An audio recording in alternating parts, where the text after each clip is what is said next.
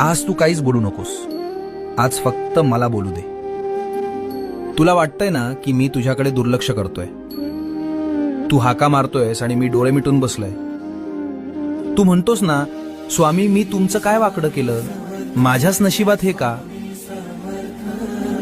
बाळा, तुला ते संकट दिसतंय, पण त्या संकटात मी तुला वाचवण्यासाठी काय सोसलंय हे तुला कसं सांगू.